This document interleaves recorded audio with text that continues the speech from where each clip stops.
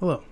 Mekkkah put out a video about Amelia from Fire Emblem Sacred Stones, the spear-using recruit, and his overall analysis of the character in relation to the playstyles of those experienced players and those a part of the speedrunning community. And I feel like he shortchanged a lot of how people feel about the character in general, as he says that his own generalization of how he views the game should be played and how the character is, and he brings up several points that I wish to go over in his video. So I wanted to take some time to watch the video and go over each one of his points on Amelia and why I feel that the perspective is a little bit too one-sided, and how I personally feel about things and other observations I can make. Alright, let's begin. Hey everyone, I'm Mekkkah, and I wanted to do another quick video where I talk about something Fire Emblem related that's been on my mind. The first one I did was on why, in my opinion, the Fire Emblem fandom is undeservedly getting a bad reputation just for being critical. This one is on a different, mostly unrelated topic, but if you want to check out the first part, the link will be in the description. A while ago, I made a promotion guide for Fire Emblem the Sacred Stones, aka FB8, where... Alright, so he made a fight, probably one of the only Sacred Stone specific guides for promoting your units. And in that video, he is again taking the very conservative speedrunner slash veteran. I don't really understand the entire scope of what he means when he says veteran or experienced players' way of playing the game, but essentially it boils down to being able to use the most powerful units and to use them as efficiently and as effectively as possible without any downtime, more or less. Like, grinding is a no-no.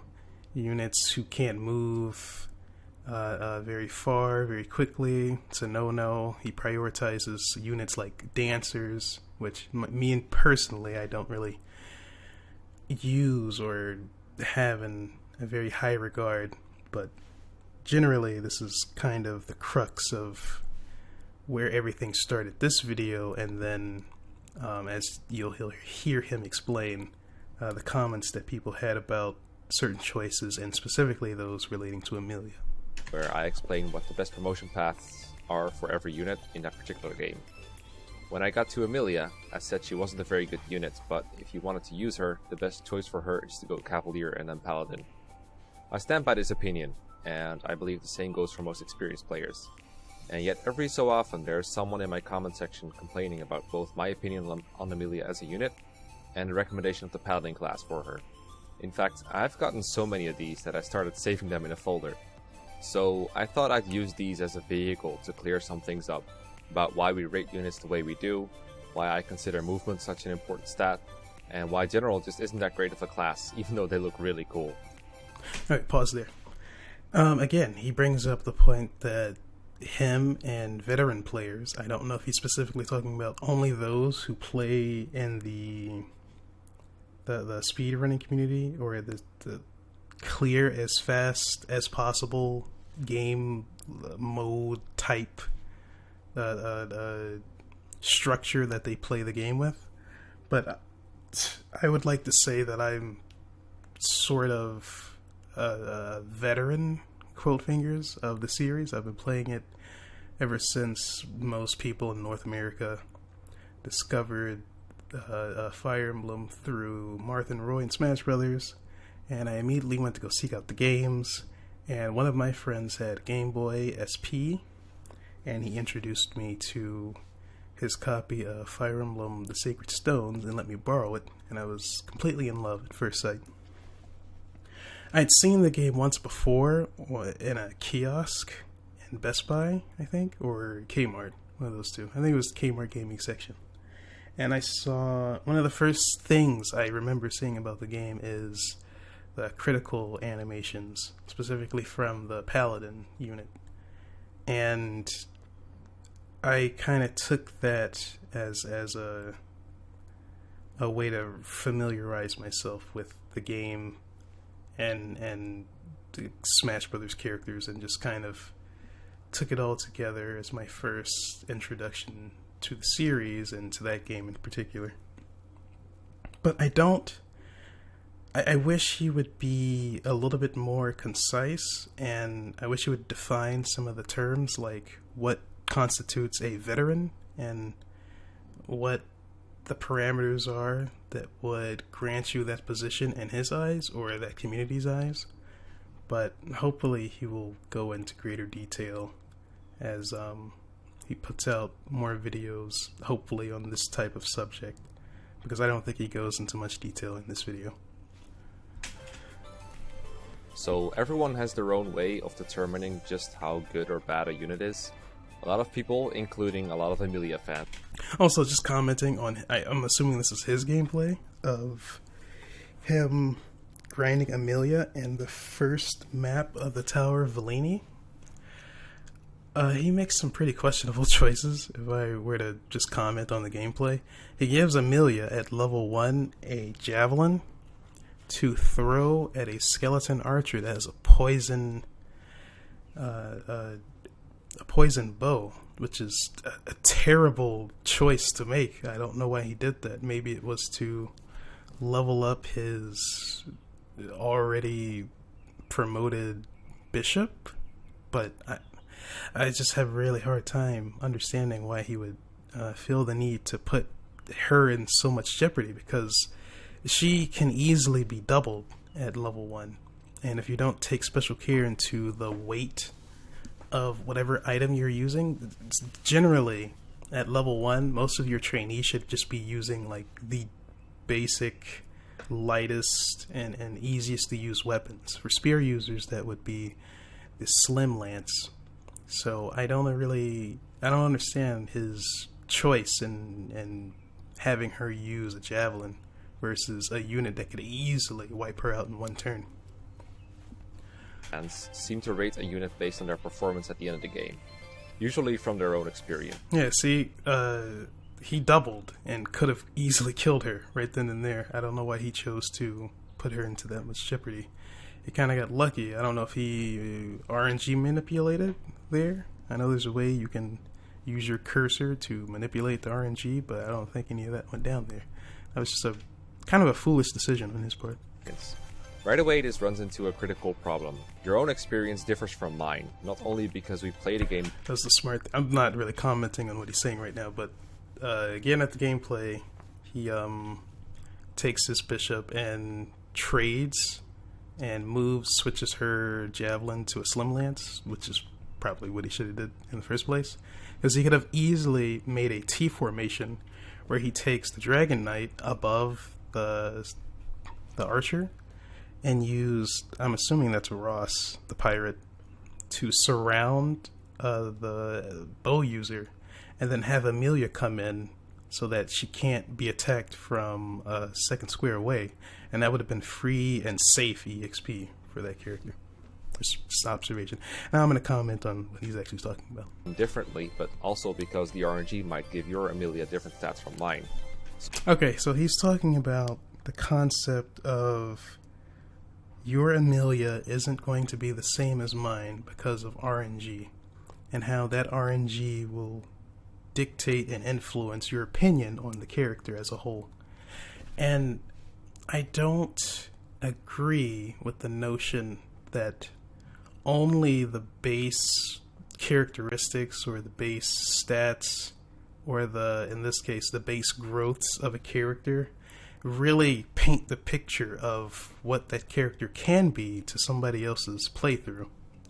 If someone is playing casually, and by casually I mean just getting through the game in a pretty lackadaisical manner, not trying to speed run, not trying to burst through or rush down, maybe doing some light, I don't want to call it grinding, because the whole game is a quote fingers grind. Like, you have to grind in order to level up your characters to some extent.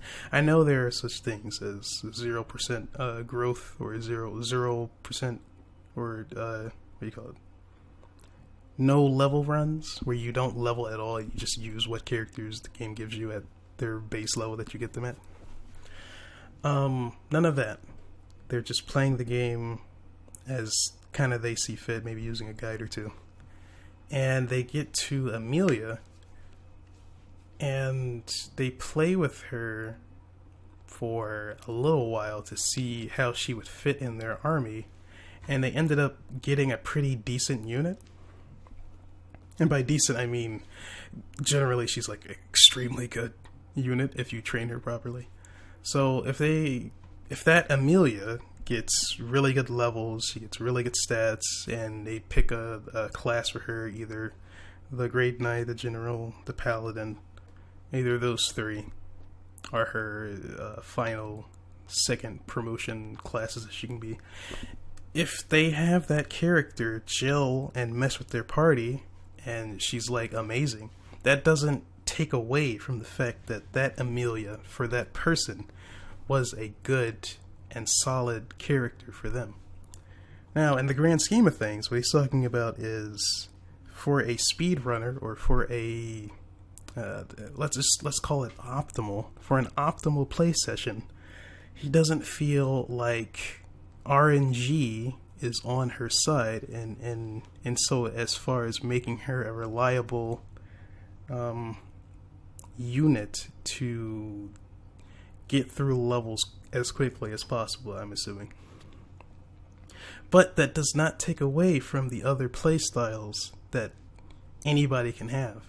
So if you're a veteran that doesn't necessarily like to speedrun, but you like to do other things to challenge yourself, Amelia could be an amazing and optimal choice because of her stalwart spear and stalwart speed and defense. Like, she's essentially the only general in most Fire Emblem games that can just double even things that she shouldn't be doubling. Like, she can use a spear versus let's say a killing axe using Berserker, and she can double him before she can double and crit him before he has a chance to do anything. That's a phenomenal character type to have, and you can't get it anywhere. There's no other unit that can give you that kind of experience but her, and that should have some type of value insofar as using RNG to spell out whether or not she's going to be good or bad in your playthrough. It's just a matter of, is she going to be optimal if RNG doesn't really sit on her side?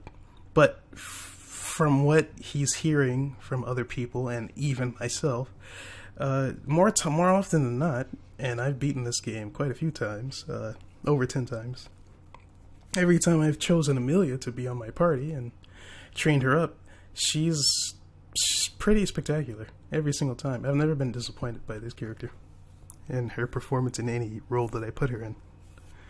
So let him continue. So if mine gets RNG screwed and yours gets RNG blessed, then I'm going to have a worse opinion of Amelia than you will. And that's why when discussing unit viability, people usually refer to average stats, which can be found on fea.fewiki.net. Again, average stats, that's not a bad generalization of where to put characters generally, but more often than not, especially in Fire Emblem, those numbers are kind of malleable. I don't really know how it's calculated. I probably should look this up before I started this. But a lot of the calculations done for the number rolling of all the percents, it's not a very black and white kind of concrete, this means that. The percentages for the hit rates, that's a lie. If something says 80% hit rate, there's a chance that you could miss. And then more often than not, and very, very impractical scenarios, like a swordmaster versus some trash brigand, he can like miss both hits at 80%, which is unbelievably incredible. Or this reversed roll, the brigand, axe using brigand versus swordmaster, he only has 15% chance to hit, and he hits you twice. Somehow you don't kill him. Or he has a lot of HP, and you're using a really, really weak sword to save might for some other weapon that you're trying to use. But some of the percentages just aren't as concrete or as reliable as one would try to take them at face value. Saying something is 50% can go wildly in one way or the other, and something at 60 or 40% can easily be flipped depending on how the number rolls. So generally, I understand why he would reference the averages, but for the most part, those averages only come into play in a very like a broad brush stroke, rather than my playthrough versus your playthrough, which wouldn't have too much general. More often than not, it's not going to be a really general playthrough unless you're specifically manipulating the RNG in your favor by using the RNG tricks in the game that speedrunners like to do. FE Wookie. Not associated with Wikia or the .org wiki as far as I know. Failing that, you can also find them on Serenus Forest.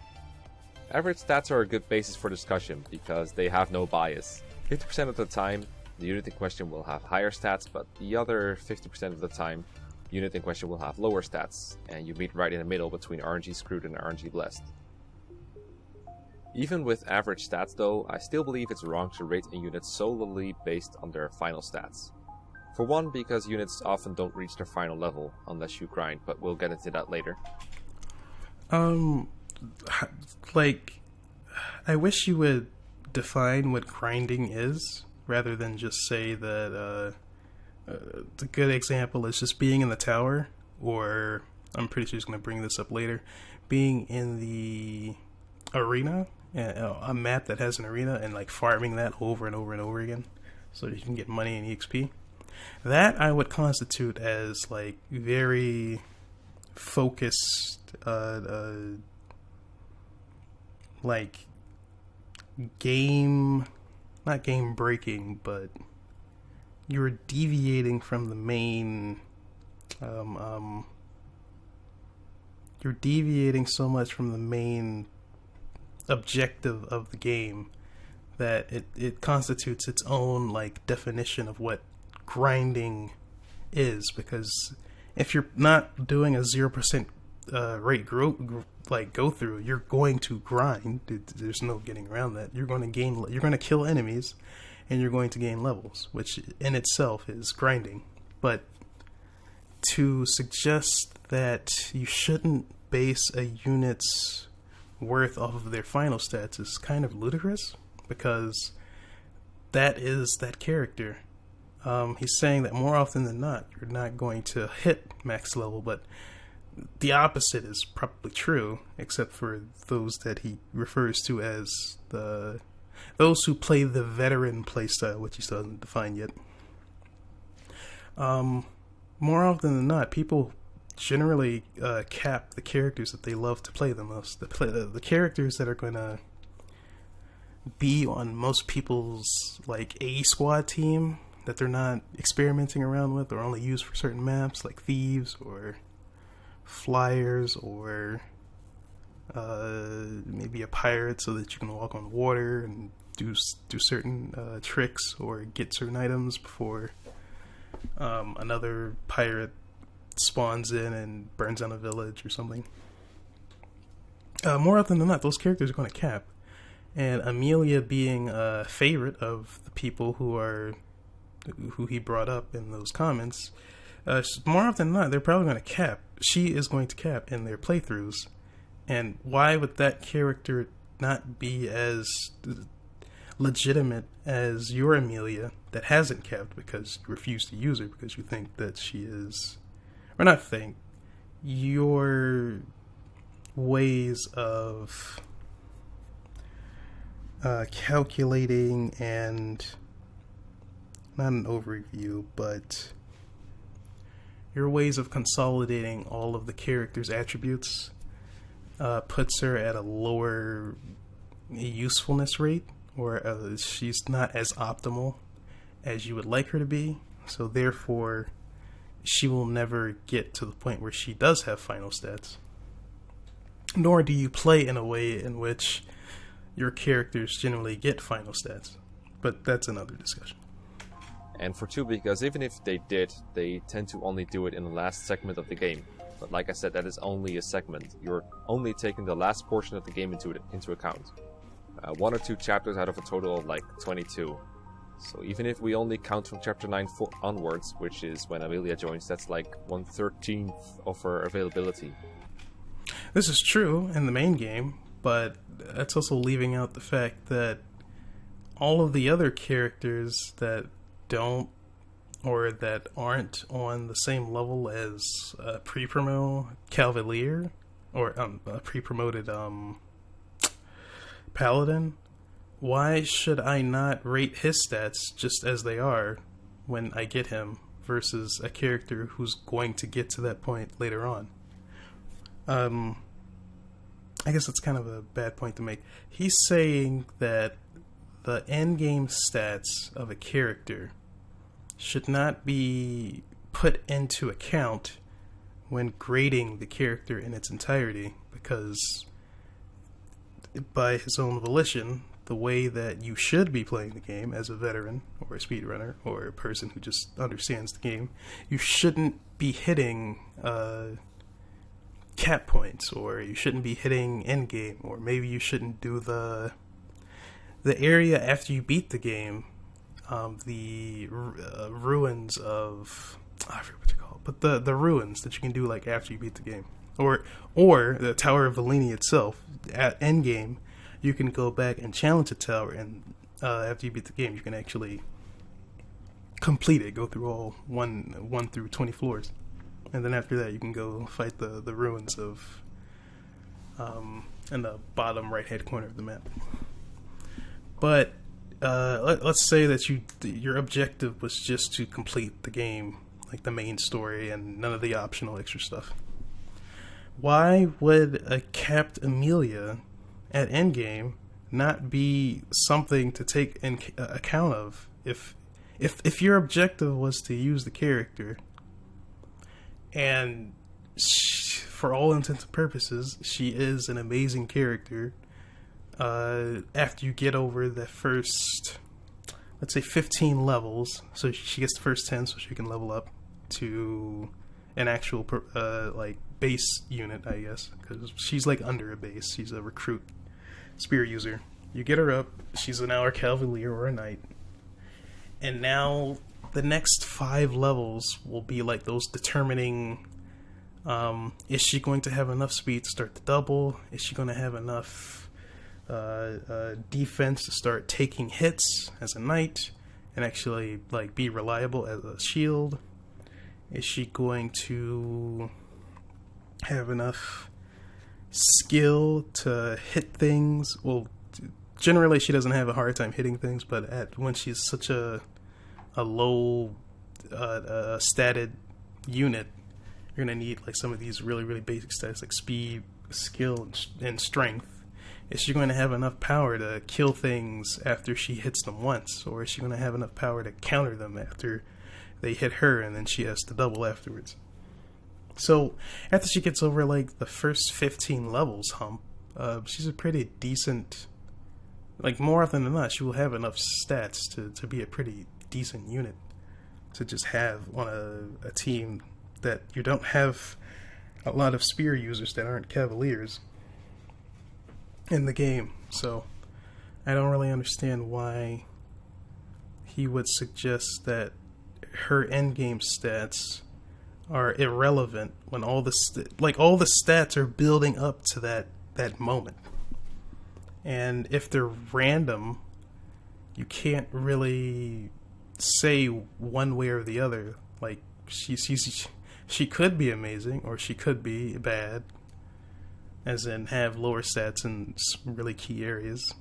But if your Amelia gets to that point, and she has really good stats, she usually caps out in speed and skill, then why shouldn't I take that into account when she's naturally gotten that way without any modifiers, no speed wings, none of that? I don't understand.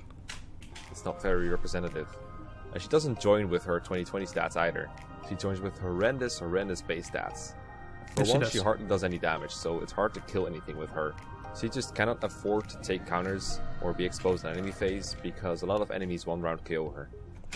Yes. So why did you give her a javelin at the beginning of your grinding session? But no, yes, she cannot be exposed to a lot when you first get her at level 1. You can train her on like those first maps. Erica's map, you can train her a little bit, not a lot, but you can give her like 3 or 4 enemy kills if you really wanted to, maybe 6. Ephraim's route, you can give her a couple extra. You can maybe only get away with killing the a really worn down mercenary, assuming he doesn't double her, or assuming you're willing to risk her getting doubled. I think there's a mercenary in the in that area where the warrior is, that boss in that map. But other than that, you don't really have many chances to level her up in the maps that you get her in. But the next maps, you can you don't necessarily have to go to the tower to level her up. You can just give her some of the really weak sword users, or really weak lance users, or even just feed her the bowman. She can easily feed off of bow users and things like that. She's not an incredibly difficult character. She's not completely defenseless. And once she gets like 5, 7 levels, she'll be pretty competent, as you can see in your own playthrough of leveling her up in the tower. Once she gets to like level 5, she can kind of start taking hits. She'll start doubling like really reliably, and she should have enough strength to just kill like zombies at the very least. To avoid counters, she can use a javelin, but that weighs her down to the point where literally everything doubles her, and it also costs her a lot of accuracy. She is really bad at base level. And it's not fair to only take into account her endgame stats, because to get there, you need to get through that rough patch at the beginning. Skipping that part entirely would be like, I don't know, rating your 4-course meal based on you liking the dessert, even though your appetizer, soup, and main course all tasted terrible. Well, he's using that analogy. If your 4-course meal had a really good dessert, but you had a really bad appetizer, main course, and all that, what if you actually enjoyed the journey to get her to being strong? You're essentially assuming that the grind it takes to get her there is a slog for everybody that attempts to do this, or not playing optimally to get her up to that point. Because right now, I don't really, if I were to be honest, looking at your playing of trying to get her leveled up, this is not terribly efficient or optimal. And you're preaching a lot of optimal ways to play, but right now I don't really see you using this character in a really optimal manner to get her leveled up. But the journey to get her there is another reason why people really enjoy playing the character, to raise this really scrawny and really terrible statted and not very usable unit at first, and then just slowly seeing her like just snowball up to this just death machine that you can become at Endgame. That's kind of the reason why I and a lot of people like this character, and Ross and Ewan, or Ewan. I like to call him Ewan. But that journey doesn't necessarily have to be a slog if you enjoy the journey. it's not necessarily a bad thing to want to spend some extra time getting a unit that... The reason why people like using a unit so much is because she's extremely powerful. She's a really strong unit if you're willing to give her the time. And if you don't mind, and if you enjoy it, and if you find ways of optimizing certain runs and optimizing ways to distribute EXP to her, that can be a fun thing to do on its own. So I don't really know why you need to degrade what you refer to as grind for a character that generally needs it, and she's not the only character that needs grinding in order to get somewhere. Like, there's no characters that aren't pre-promos that you can just use from level 1 all the way to endgame, because without like seriously abusing RNG, there's no way you can take Franz at level 1 and just coast with him with his base stats, which are not all that great, but they're decent enough even in hard mode, to just get him through those first couple maps so he can start gaining levels. And in a way that is grinding, you're feeding him EXP from the people that he kills, which is grinding. She needs to do the same thing. She just has to do it a little bit more than everybody else. And to be honest, she doesn't need to do that many. She doesn't have to do that much to catch up with Franz, even at her recruit stage. She has to kill about 15 enemies, depending on what they are. She can instantly level up. And after she gets over that hump, she's basically there. You can actually like start using her and develop strategies around her weaknesses. And to a lot of people, that's a fun thing to do. And there's no detriment to wanting to play like that. I don't understand why, again, you treat it as a derogatory thing to want to grind, or to want to nurture this unit. You might go away from the restaurant feeling like the last thing you had was good, but you shouldn't forget what came before. Just like the fact that your Amelia was run-running things at the end was amazing, but you shouldn't forget what it took to get her there. If you still think that the final stats for Amelia are more significant than everything else, consider this. Sacred Stones gives you a lot of S-rank weapons that can be used to one round or even one-shot a ton of monster enemies, because they have a high might and they're effective against them. Around 80% of the enemies in the last few maps will die to just about any unit using these, so the offensive advantage she has on your alternatives is minimal. Well, you're also not taking into consideration that those weapons only have so much durability before they're out. It's usually 20. You can one-shot 20 enemies with, let's say, the Aldulma, the sword, or I think it's called the Vitani, the Sacred Lance. Not the Siege, no. What is Ephraim's specific lance called? I forget what it's called. Not the Siege, not the blue one, it's the red one. I don't remember. But you have his lance that he can only use, and then you have the Vitalni that any spear user can use. Even without taking that into consideration, I don't ever have to use those because they're so absurdly powerful. Even without with just an Iron Lance, she can just one around most of endgame if she gets enough might to be able to really abuse an Iron Lance, especially versus the overabundance of just monsters that aren't beholden to the weapon triangle. So you can just rip through zombies and eyeballs and minotaurs and just everything. Like, there's nothing stopping a lot of those characters from just destroying the non-skeleton enemies at endgame, because it's just a bunch of monsters. The only people that you're going to have to worry about with weapon triangle anything, whether advantage or disadvantage, or the Cyclopses that use The Cyclopses that use axes that can easily be countered. The only reason why they're a problem is because of their high damage and their ability to just soak up so much damage, and they have extremely high defense, so you have to cut through that. And the skeletons that do use all of the weapons except for the axes, including bows.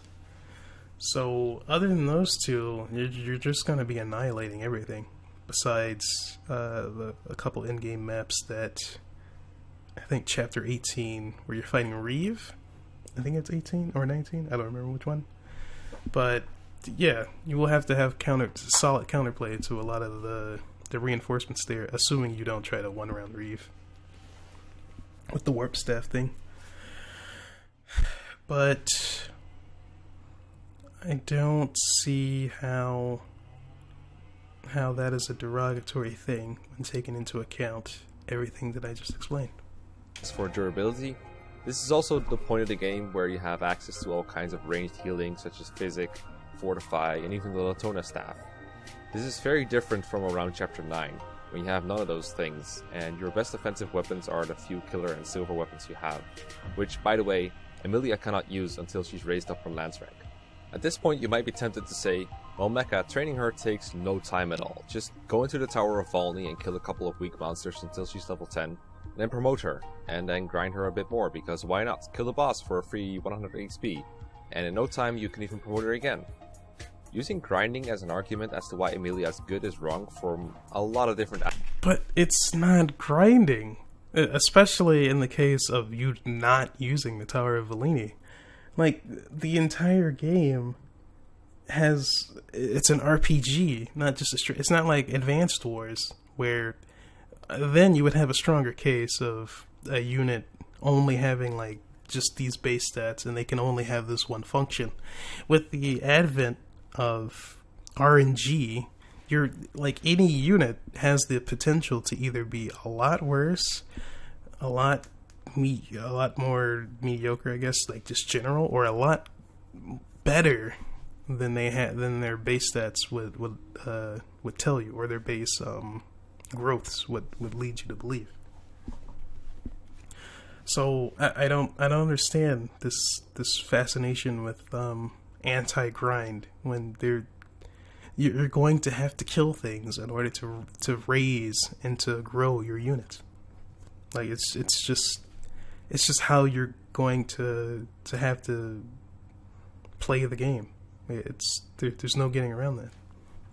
Angles, and it's hard to get into one reason without dipping into another, but I'll try to stick to one at a time. First off, my question is why stop there? Why not grind your whole army up to max level then? This way, before Chapter 90... But what kind of defensive argument is that? Why would I... If I want to play with Amelia, why do I have to consider everybody else in my army? Or what? Just staying with Amelia, why do I have to cap her at any stage in the game? I just want her to get to a level where she can be used strategically. Like, there's a level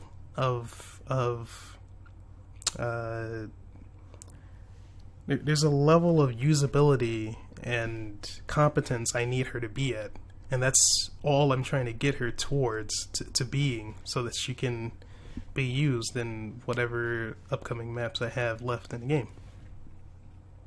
Why would I need to worry about just face grinding and just pouring so much EXP into her so that she just trivializes the game? I just need her at a level where she's usable on, like, just story maps, I guess you could say.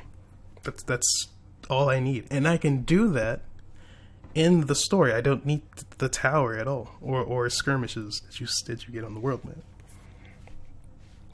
Me and a lot of other players that like to use this character, we just don't need all of this extra help in order to be able to use this character. The game does a good enough job giving me the tools, even with just the story maps, to be able to raise her at a very, very consistent and brisk enough pace. At least for me, I feel, and apparently other people feel the same way, or they wouldn't have told you that they enjoy playing her for a variety of reasons. And if it starts, you'll have an army full of units at their maximum level, and they'll kill everything.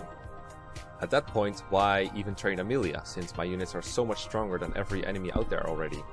Every unit that has been grinded up is basically on equal footing, because they all destroy the little difficulty the game has with ease. Well, if everything's on equal footing, wouldn't that make no one special? Because in a lot of ways, it's not true. Because there's certain units that just lack, depending on their class type, they just lack either like attributes that would help them succeed in one map or the other map, or they can't succeed fighting this enemy type, or they can't succeed with this weapon triangle disadvantage, or they don't have the ability to 1-2 range, or they're only bow users, which, you know, you can only do so much with bow users in certain situations, certain scenarios. So, like, even with having all the characters at like a base level, like, not uber capped and uber leveled with just game trivializing stats and just tedium of having to play a game that's not really playable anymore because everybody just destroys everything. That's not fun at all, and that's not what we're getting at. We're getting at getting this character that starts so low and she's so mediocre and so bad when you first get her, and slowly snowballing her into this amazing unit. We love that journey. It's really, really good feeling of accomplishment to have the patience and have the fortitude to deal with this character that was so bad at first, and then slowly, and it's not even slowly, it's in a couple levels, you start to see the potential of what she has to offer. She starts getting really fast. She starts having a lot of HP. She starts getting some defense. She starts doubling people. She has potential to 1-2 range with javelins, like you said. And if you make her a paladin, she has access to the rune sword. And if you make her a general, she has access to the tomahawk. I don't know why you use tomahawk, but... And she would also have access to the rune sword as well, as a general. So I don't really... And a Great Knight, I say that too. Great Knights and generals, those have they have access to all of the weapons, swords, axes, and lances.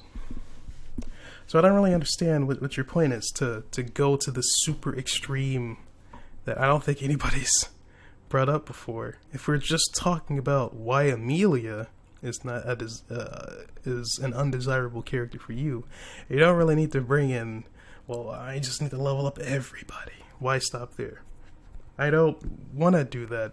I just want to use this one character for that specific purpose, or for any other purpose. It doesn't make Amelia better than everyone else. At best, it makes her the same, but I'd actually argue that in this context, she is still worse because it takes more grinding to make her overpowered compared to everyone else. Heck, if we're going to allow grinding, let's take it one step further and just train our early game units in the arena in Chapter 5. As long as you're reasonably careful about your betting, you can train anyone there, with the added advantage that you're gaining money instead of using up weapon charges. That's why most tier lists and unit evaluations of any kind don't take grinding into account, and why LTC playthroughs and drafts and stuff tend to ban tower grinding. Grinding is a non-argument, it destroys the game's difficulty curve.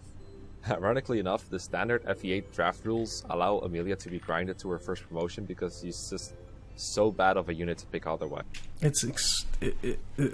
I've already spoken about this ad nauseum, but at the stage that you get Amelia and Ewan, they're not really all that viable to be used on the maps that you get them on, because Ewan especially can't really do much with all of the extremely dangerous flying units that have dark magic, which counters anima magic, and that's all he has access to, fire. And if he gets hit once, he's probably dead. So you really need to wait on a specific map where you can really make the most of your ability to get him the EXP that he needs. Amelia as well. Because if you're not playing to their advantages, they're going to get annihilated before you're able to actually do anything with them. Because once you get them going, they're pretty solid, and in my opinion, superior to like almost every other person or unit in their class type. Ross is the best axe user in the game by far, by leaps and bounds. Amelia is the best lance user, and Ewan is the best magic user. He's the best dark magic and anima magic user in the game. And if you make him a super pupil, he can use all three. So he's the best all around magic user. Specifically, I usually make Ewan a dark magic user because Noel is just, in my opinion, not a good unit, because Ewan does everything Noel does, but 10 times better. And you get them around the same, they're not very spaced apart. So in that time, you could easily just raise a Ewan that uses dark magic, and he will be far superior 9 times out of 10 in every situation. He'll have better speed, he'll have better might, he'll have better defense, he'll have better skill, making his dark magic just probably, he's the most dangerous dark magic user in all of the Fire Emblem games. And all the Fire Emblem GBA games, I should say. The GBA trilogy. And I don't really see why the little investment that you have to do just to get him out of his pupil stage, out of his recruit class stage, it's really not a big deal. It doesn't take that much investment. It takes 1 or 2 maps, and they're ready to go. Alright, let me continue. Wise. Now, note that saying Amelia is bad is definitely not synonymous for Amelia is unusable or untrainable, or Amelia stays bad no matter how much work you put into her, or you shouldn't ever be using Amelia. What Amelia is bad means, at least when I say it, is that she compares... Then don't use the word bad. That's lazy language. Amelia is not optimal, is what you're trying to say. For your playstyle, for many other veteran or speedrunner playstyles, she is not an optimal choice and is very hard to make useful for what you need her to do. Saying that she's bad is just an overgeneralization of what you're trying to get across. And if you just use the correct language, people would be more understanding. If you said, she's not optimal because I have to spend such and such chapter leveling up, and I don't want to do that in the way that I play the game, I would immediately have nothing like... I wouldn't have any feelings of being dejected because you feel that she's bad because I'm not playing the game the way you think I should be playing the game. So, there. She is not optimal for the way I play the game. Not she is bad. That is how you should have said that. It's poorly to the rest of the cast. She takes more work, favoritism, and resources to become good. And there are alternatives that take less, but they are still equal or better. This goes for every low... I'm going to just say this again. She is the best spear user in the game if you train her. 9 times out of 10, she's the fastest. She's the strong... Well, maybe not always the strongest. She does have some competition there. She's the fastest. She usually caps on skill, speed, and she has way higher resistance than most other knight type and horse using units. It's no contest. All of the trainee units are the best at what they do. If you're willing to invest in them. Low base unit that anyone has ever called bad, be it Lina, Sophia, Wendy, Est, Nino, Ewan, whoever you want. They are bad in the context of a discussion where you're trying to determine how the units compare to each other. They are not impossible to use. Hard to use does not mean, to be fair, it takes a very high IQ to understand how to raise Wendy. It means it takes a lot of effort to make her good, and it's probably not worth it overall. Generally bad... It's probably not worth it to who? To you? Because the people who do it find it generally okay, or they wouldn't do it. I would understand if you're talking to people who are doing a first playthrough and they didn't feel like, oh, I invested in this unit and they ended up not being bad, and they went back and checked, and oh, it turns out they didn't have the best growths, and it takes all this work to be able to... Yeah, I can understand your point, but if there's a person out there who genuinely likes the character because of their design, or the chapter that they get them in, or the way they look, or they saved them, like... The interpersonal relationships that people have with certain characters just come from the different, almost infinite situations that the game can put you in. And if that unit is a shining star in that one moment, their entire worldview of that character could change because of like a certain dodge or a certain critical or a certain double or anything. They were able to rescue somebody in time. They were able to get an item in time for a bandit broke down house. Just anything.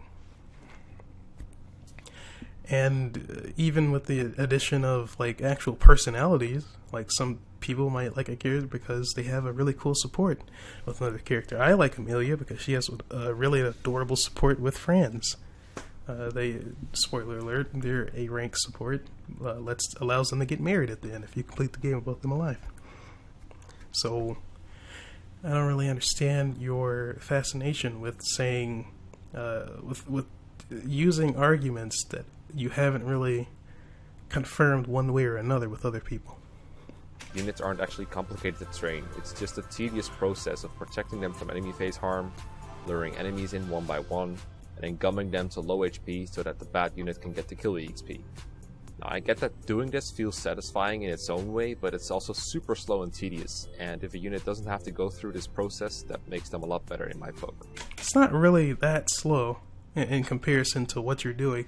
Let's say you just take Seth around and you just one round everything with his amazing speed, skill, and all his other amazing stats as a pre-promo in the early game.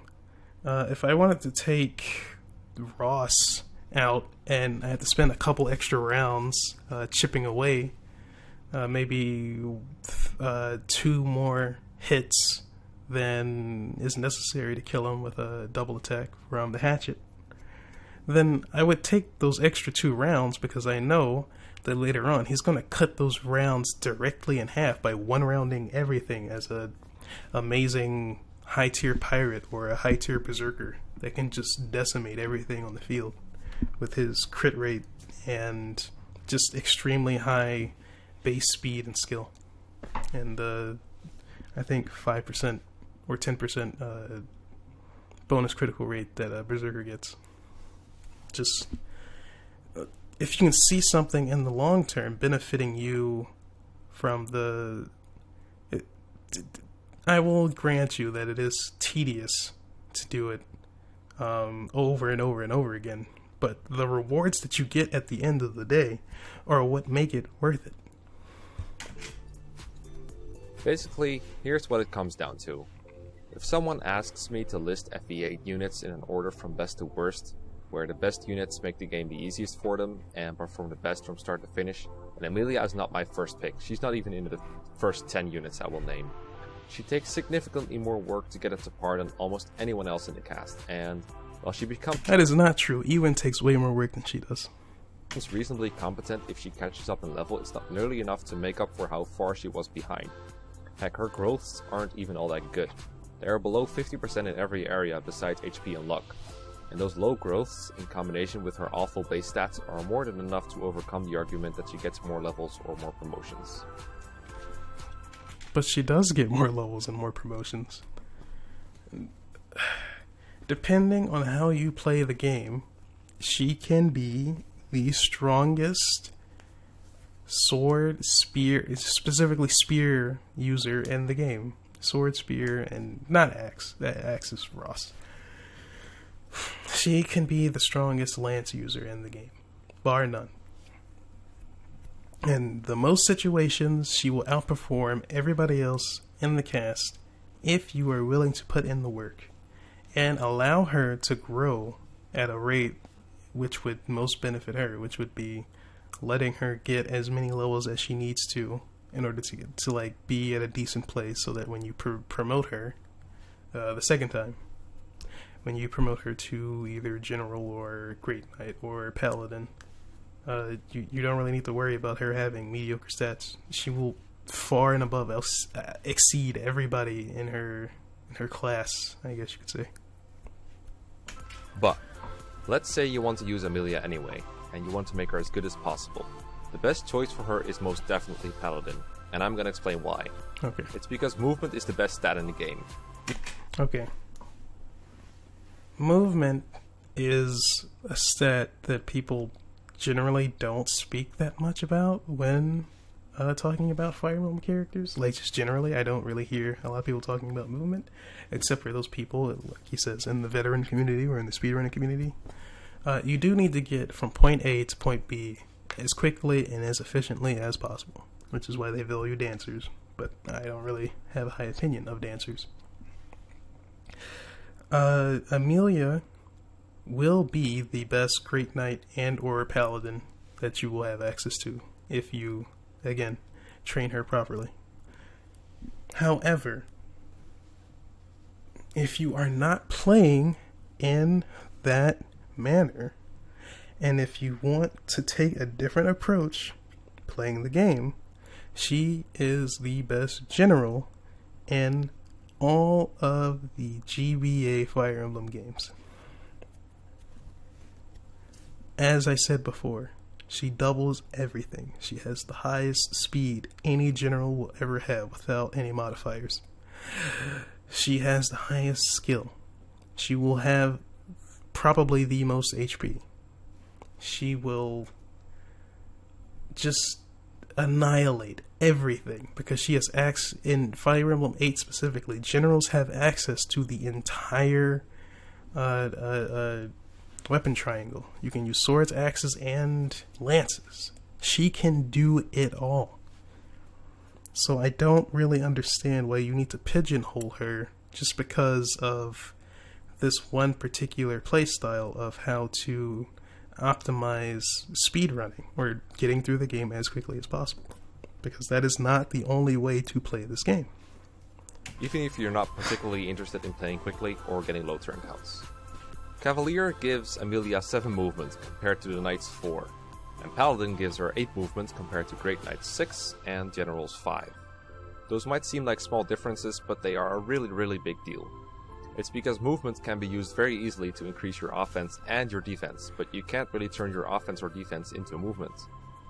The offensive advantage of more movement is pretty obvious. If you have more movement, you can reach enemies more quickly. Well, he said you can't really use your offense or defense and transform it into movement. That is not true, because you can rescue and drop off units, which is using your defensive capabilities to move units into certain positions. So that is not entirely true, what he's saying. And you also have access to the warp staff, which is an offensive movement augmentation. So those two bits alone, what he just said is not true. If an enemy or a group of enemies is 16 tiles away, then an 8-move unit takes 2 turns to reach them, but a 6-move unit takes 3 turns, and a 5-move unit takes 4 turns. The further away the target is, the higher the importance of movement. If the enemy is 32 tiles away instead, then the 8-move unit takes 4 turns, the 6-move unit takes 6 turns, and a 5-move unit actually takes 7 turns. You can see that the movement advantage here is incremental in this case. There is also a defensive advantage. A unit with more movement is more flexible and can position themselves better. They can use intraversible terrain to their advantage more easily, or even get onto defensive terrain like forests or forts. This is okay. I'm not going to take away from what he's saying here. Movement is an extremely important stat to have with a character. What he said is completely true. You can get to point A to point B faster and more efficiently. It's more optimal, It is a really overlooked stat in choosing either classes or units to have on your team. So I cannot take away what he's saying for the purposes of saying that movement is his most preferred stat to look at first before everything else. This is literally trading movement for more defense and avoid. Mounted units do take slightly more penalties than infantry, but not so much more that their movement advantage is lost. A forest costs a paladin 3 points of movement to cross, while a general pays 2. But a paladin can cross 2 forest tiles for 6 points of movement and still have enough movement to go through 2 plain tiles. A general will pay 2 for each forest for a total of 4, only having enough movement left over for 1. And neither class can move through 3 forests in a row. Generals also cannot move over mountains, while paladins can if they're willing and able to pay the 6 movement cost. Extra movement also lets a unit fall behind to use a vulnerary for a turn, or get in range of a healer in a safe spot, only to catch right back up the turn after. Doing the reverse, converting offense and defense into mobility, is much harder. It is theoretically true that more defensive power can let Amelia expose herself to more enemies while staying safe, and she does have a significant 3 HP and 4 defense lead in the general path when compared to Paladin. But is Paladin Amelia so frail that she has to move at a pace of 5 moves per turn to keep herself safe? Depending on her stats and the map that you're in, yes. Yes, she does. If you were to promote Amelia at a level 20 Cavalier, she has around 35 HP and 11 to 12 defense. This isn't very far removed from France's 37 HP, 30 defense. Which is why they're such a good pair. Who by no means is a frail unit. By the way, I don't think Amelia is nearly as good as Franz, or that they should even be close on the same level, just for the record. Franz joins 9 levels ahead of Amelia 8 chapters before she does. He can be promoted when Amelia joins. My point is just that a 21 Franz isn't frail enough to move at a snail pace, and therefore Amelia probably isn't either. Now, here's an argument you've probably seen. You can compensate for Amelia's mobility issues by giving her the Swift Soles, also known as the Boots. It fixes her only weakness, they say. I've talked about stat boosters used before on Pitfalls, mentioning how people are often trying to use them to patch weak points in units. And for example, while giving a Dragon Shield to a unit with 2 defense, it doubles their number in that one stat. It tends to change very little in their actual durability. They will still get killed in 2 hits or even 1. Similarly, giving a very slow unit a pair of speed wings is unlikely to make them double attack. Swift Souls are different in a way, because they would actually let a General Amelia catch up to an infantry unit's movement and then some. She will have 7 movement, whereas most infantry classes have 6. However, that doesn't make her movement good. She's still behind in movement compared to the actual mobile units like your flyers and, well, paladins. And by 1, but that's still 1 tile per turn that she's behind on every turn when they're moving all over the place. All over Moreover, the place by 1 she tile. is now hogging the only pair of Swift Souls obtainable in the main game, just to be able to say she can move at an average pace. I don't need Amelia to take advantage of the Swift Souls. They can be given to any unit. I could even give the Swift Souls to Paladin Amelia, and I'd have a 10 movement Paladin in my hands, and the movement gap would still be 3. You might say that's overkill, but having 1 unit with overkill movement is actually a lot more helpful than having a lot of units with the same movement. If all your units have roughly the same move, then they're all turtling through the map at the same pace, and a lot of them don't really get to do anything significant. You're covering a very small area. But if you have 1 really strong unit with 10 movement, that unit can fulfill objectives on their own. There's a lot of cool stuff you can do in Sacred Stone's late game if you have a 10 move flyer, for instance. Even if you're not low turn counting, imagine how nice it is to have a 10 move unit in a chapter where you're on a timer, such as the Gorgon Egg map. And remember all that stuff I talked about earlier with converting your higher movements into better... Even without the Swift Souls, that map in particular isn't really that hard to deal with, because you can just take squads of units to go to certain places, and they can mostly take care of themselves if you pair them correctly and manage them correctly. So having a Swift Soul unit would be a blessing, yes, but they're definitely not needed, and in my opinion probably not even needed to be extremely optimal. It just depends on what's going on in the map, because you still have to deal with the Gorgons potentially stoning your units at 30% hit rate sometimes, and the eyeballs hitting you with Shadow Bolt. durability or offense, that still applies here. And yes, I know about the Swift Soul trick that you get infinite Swift Souls from the Lagdu ruins. Just like EXP grinding, getting infinite movement boosts does not somehow make Amelia better. It just breaks the game and puts everyone on equal footing. A bit more literally this time. Imagine if... How does it break the game when the game gives it to you? In a manner that's not unobtrusive. The game literally allows you to obtain these, not with subterfuge or anything like that. You can just obtain them, and then you can use them on any unit that you want. We're not talking about exploits, like getting infinite of something or going to the secret shops and just buying a whole bunch of stuff with money you've earned from the arena or anything like that. Just a very natural way of playing through the game without being overtly excessive, so that you can get enjoyment out of whatever you're trying to gain out of your playthrough. And we're not trying to gain ridiculous advantages, just enough to be able to be competent, so that you can still use strategy in your formations and use the units that you would like to use. If we did this, now everyone is capped at 50 movement for the remainder of the game.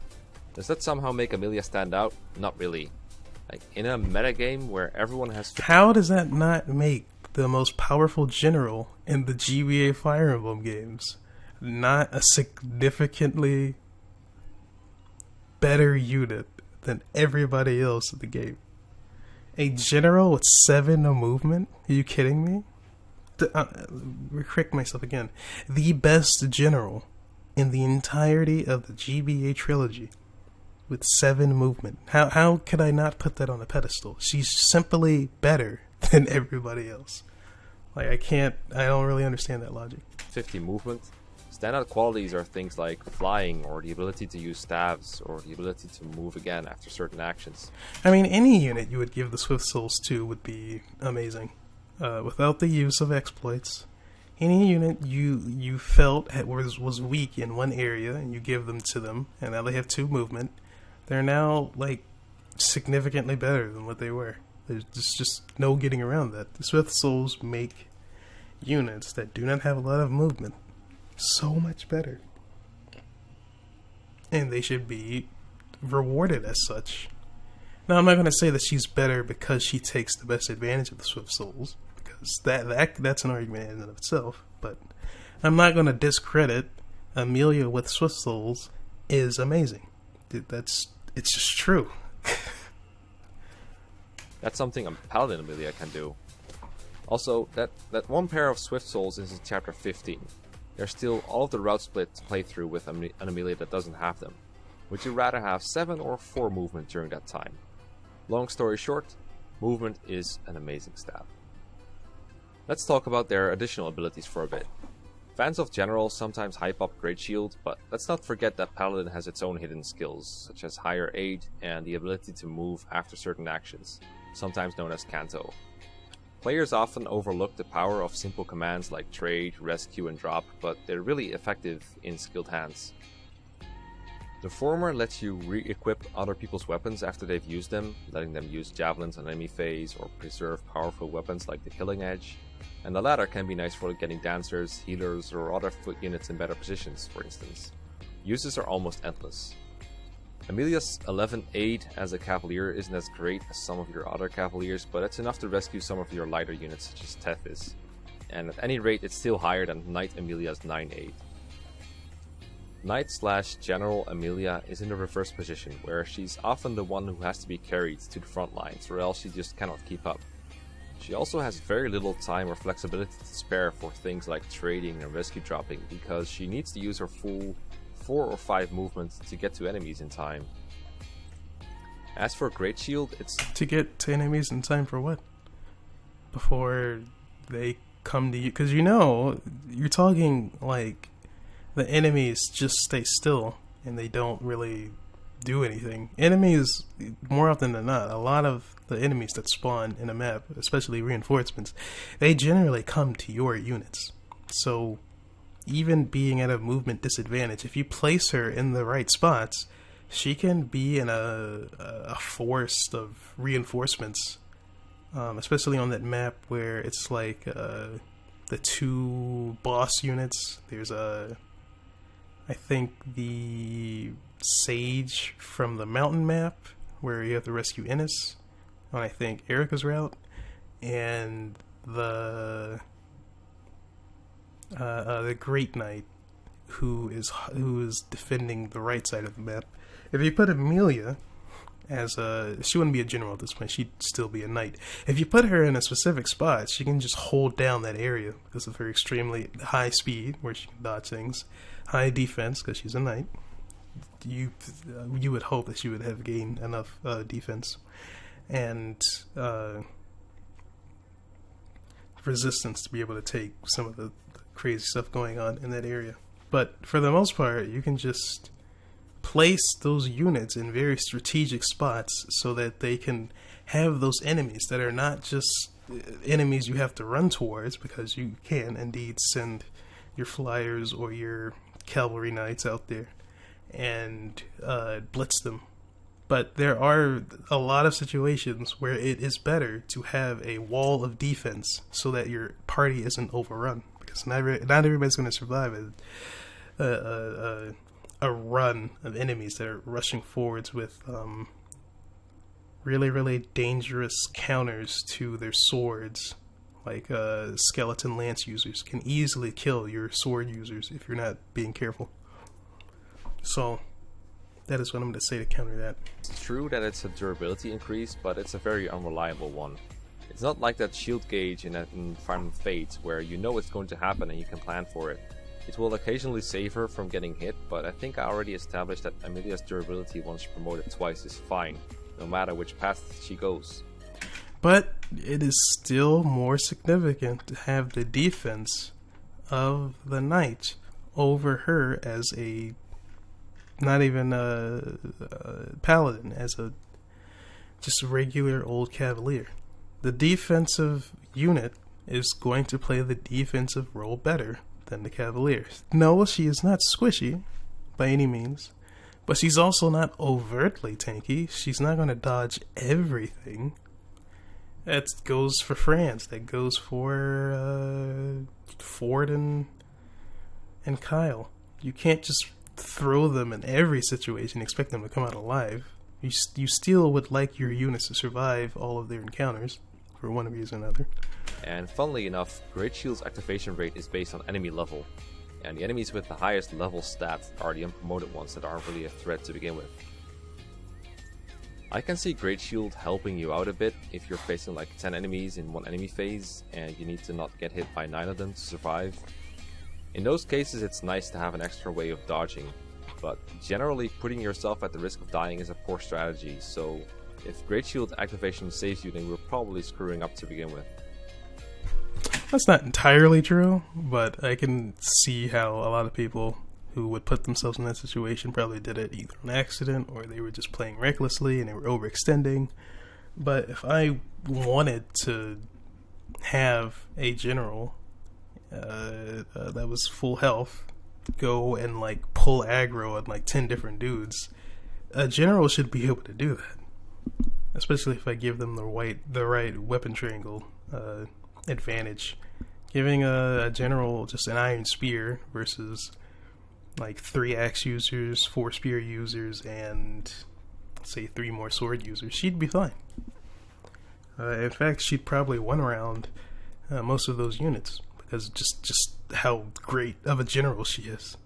But let's keep going. Oops. We should also discuss the different weapons Amelia can use. General and Great Knight can use all 3 weapon types, while Paladin can only use lances and swords, missing out on the axes that Paladins could use in FE6 and FE7.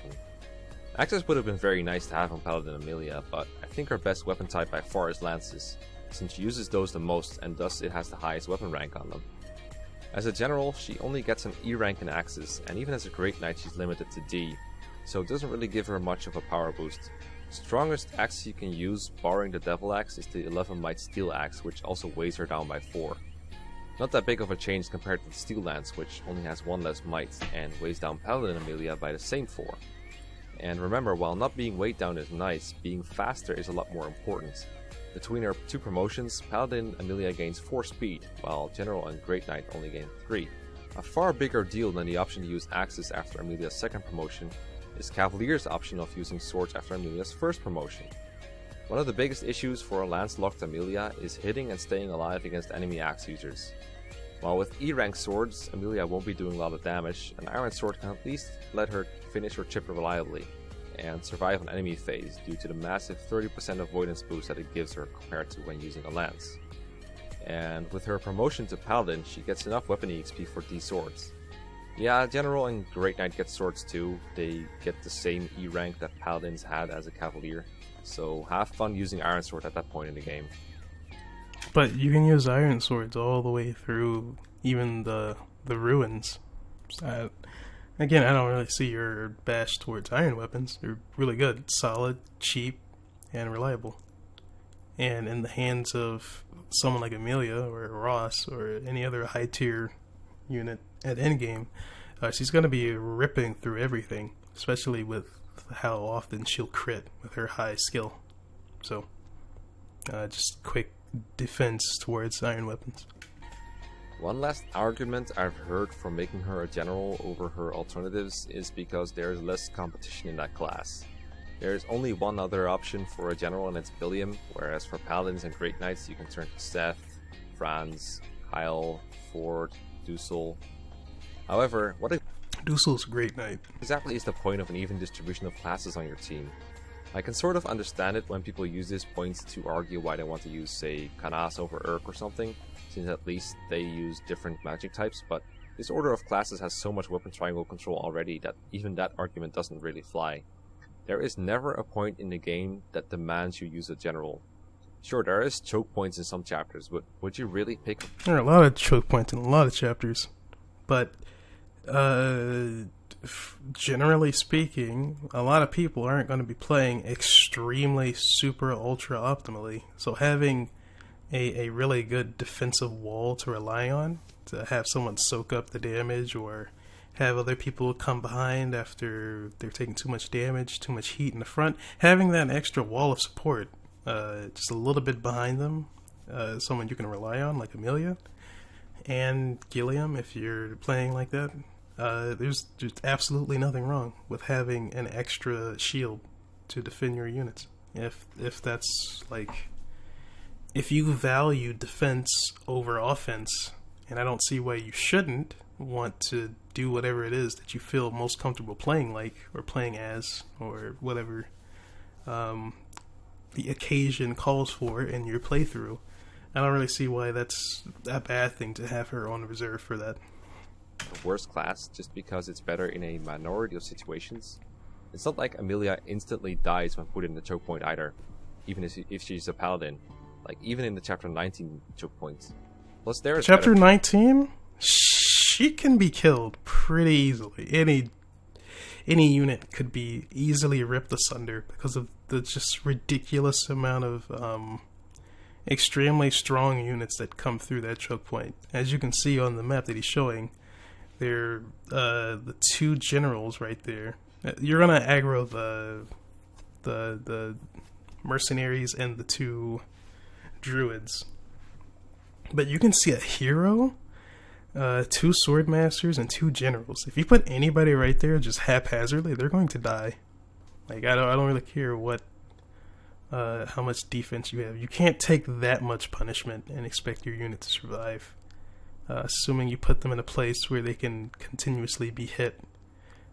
Even if they one round, if they're strong enough to even one round the general somehow, if that general hits you, you're going to just keep opening yourself up to getting hit by enemy after enemy. And eventually, your offense is going to turn into your weakness. Because if you keep getting those straight hits, and you keep opening yourself up to attack by killing the enemy in front of you, you're going to eventually get hit by something you don't want to, because you can only take so much punishment, especially as a paladin.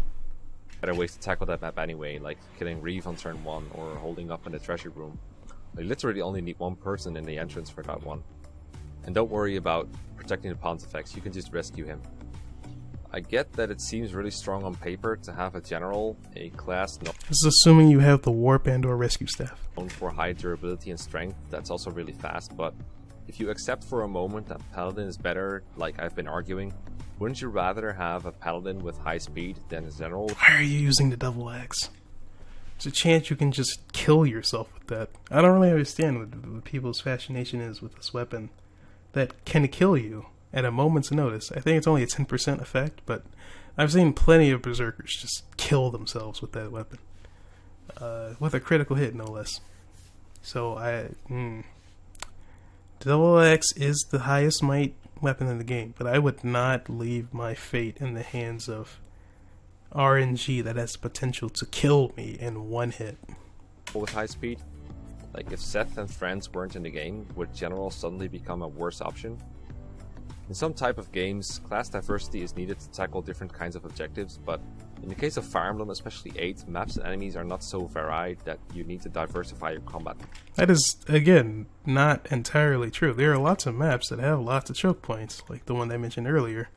If you don't have a proper setup and defensive measures for that section, those enemies, especially on hard mode, are going to eviscerate you. So looking out for those type of scenarios should be of just as great as of an important thing to watch out for than to worry about trying to play optimally and trying to speed run and trying to get LTC and all of that. So for the general player, I don't really see that being something they should just completely ignore for the to save face, to look optimal when they want to play safe and secure. Classes. You might want to make room for staff users and your dancer, but that's about it. You can compare the statistics Assuming you like dancers. of your combat units directly. If there is only one general in the game, but he had terrible stats while literally everyone else was a paladin with decent stats, would you still want to use a general? Yes, I would. In summary, the Cavalier Paladin path gets Amelia a really high movement boost, which can be converted into other advantages when needed. The ability to move again after various non-attacking actions such as rescuing and trading, which is a far greater boon than Great Shield, which is either unneeded or risky to rely on. And an additional... I will grant him that. Great Shield is extremely risky to rely on. If she doesn't have the defense to take, let's say, 5 rounds of just punishment from different enemies, she probably shouldn't be in the place that she is. You should never ever rely on Great Shield. It's way too unreliable. Additional weapon type after her first promotion that's far more useful than the additional weapon types after her second promotion. General's biggest advantage is a concrete durability boost, but Paladin Amelia is not so frail that she needs major shielding, and she can use her movement to make up for it when needed. If she does have to fall back for a turn, she can easily catch back up right afterwards. But overall, the strength of Paladin Amelia... See, she would have to fall back as a paladin, but as a general, she can just stalwartly walk forwards, give her an elixir, and she'll never die. She's supported by either Franz or Ross or Ewan or anybody else that has a really good synergy with Amelia. She won't die. She'll walk through everything. Paladin Amelia, even though she can catch up the next turn, you're still missing out on the turn where she's not there, the enemy phase where people are encroaching upon you. General Amelia doesn't have that issue. She can just stay where she is generally and eat all of the damage or dodge or tank it. I do see his argument for Paladin Amelia being just overall better in more situations. I do see that, especially in the way that he plays. But equally, overall, I would say that General Amelia does have a lot of really good points of contention when comparing the two. She does have better defense. She does have the ability to just lock down a position, and you don't have to worry about the area anymore, assuming that she's been taken care of. And she, aesthetically, for a lot of people, she just looks cooler. which is fine. It's kind of a not point. It's a non-point, but that's still something to take in consideration for the people who like to play the character. Yeah, mostly comes from the strength of the paladin class, and not anything particularly amazing that Amelia brings to the table. She is about as bad as a unit can be in Sacred Stone. She is not bad. She is not optimal for the way he likes to play. And even though it's often labeled as an easy Fire Emblem game, it's not thanks to her. Unless you grind her up in the tower or turtle through a chapter with her. But if you're doing that, then literally everything is easy, and unit comparisons are... That is not true. Just because you have to turtle to get past an area, wouldn't turtling, by definition, make something more difficult than what it is?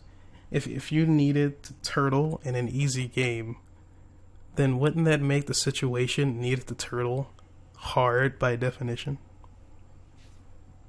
Are rendered completely moot. That doesn't mean you shouldn't use her. General Amelia is a hilarious gimmick that I used for a video idea once. It was fun. Is it really a gimmick, or is it a solid, well thought out choice to make with the character? Assuming that you want to play a certain way. Amelia in a draft once because it was later in the rounds and it gave me some nice cavalier utility. A unit being bad in Fire Emblem generally just means the unit takes more work and resources to become self-sufficient. Then that's not being bad. That's being less optimal than the units that don't need the care and consideration that these units don't need. Just please use better language to describe the characters in your game. The actual bad units that I believe are the units that have no viability in any situation, such as, in my opinion, Null being the worst magic user in the game, and one of the worst dark magic users in all of the Fire Emblem GBA trilogy. He is bad in almost every situation that you put him in because of his low HP, low speed, low skill. On top of just his growths that we talked about before, you shouldn't really judge a character just on his growths. 9 times out of 10, he is not going to be a very decent character that you can just rely on. Versus any of the other magic users, being Lute, Archer, Bishop, Natasha, Bishop, Mulder, or Ewan, the best magic user in the game. So, a bad unit, in my opinion, is one that is not useful in most situations, even with the added benefit of care and nurturing. In this situation, Amelia is not optimal because even though she becomes generally an amazing unit, later on she does take more work than the other units. That does not make her bad, that just makes her a handful. Not optimal. Not bad, just not optimal. Null, in my opinion and in my experience, which you can back up by his low growths and general uselessness on the battlefield, he is an actual bad unit that I do not recommend anyone play or try when you have almost no reason to even use dark magic in the game, if I were to be completely honest. But if you do use dark magic, you should use Ewan. And using a bad unit does not make you a bad player, it just makes you someone who enjoys bad units. But if someone... Or I just don't want to play in the manner that you do. I don't understand what the fascination of you don't play the game like I do, or how this community has said you should play the game, so therefore it is bad, without giving credence to the opposite ways that the game can be enjoyed and the game that can be played. LTC is fine as a baseline for grading what is optimal and what is not optimal, but in the grand scheme of things, what is bad and what is good should be pretty clear. At the end game, when that character, or even in the mid game, a couple chapters after you get Amelia, she's going to be an amazing unit, especially if you give her those 10 levels in the tower, or maybe even a couple more, so that she can be like more than viable, especially on hard mode, so that she won't get one-rounded or double attacked by everything. That, in my opinion, is not bad. Using your time to train a unit that you would really like to use, that you know can be generally a reliable unit to use for whatever your purposes are, whether LTC or not, is a good unit that just requires more nurturing. Not optimal for speedruns. I will grant you that. She is not optimal at all. Maybe there is somebody out there who does use the super trainees, especially Ross, since you get him extremely early on, and you don't have to do any of this optional grinding, as you call it. But Amelia and Ewan, they are not bad.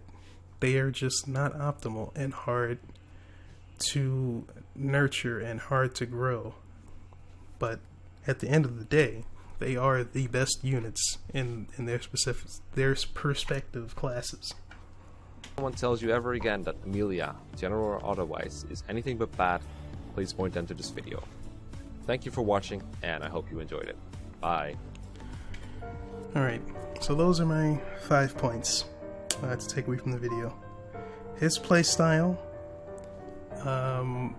or just the people who play the game on the high end or veteran tier or speedrunner tier level, do not value units in which you have to put a lot of investment towards, whether it be giving them extra EXP or, as they call it, grinding, in which in a RPG you are going to have to get levels, which is grinding.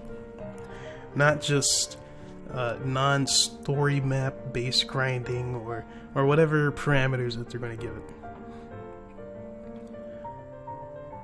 It is not optimal for their playstyle to play with these types of characters, which is fine, and I will grant him that.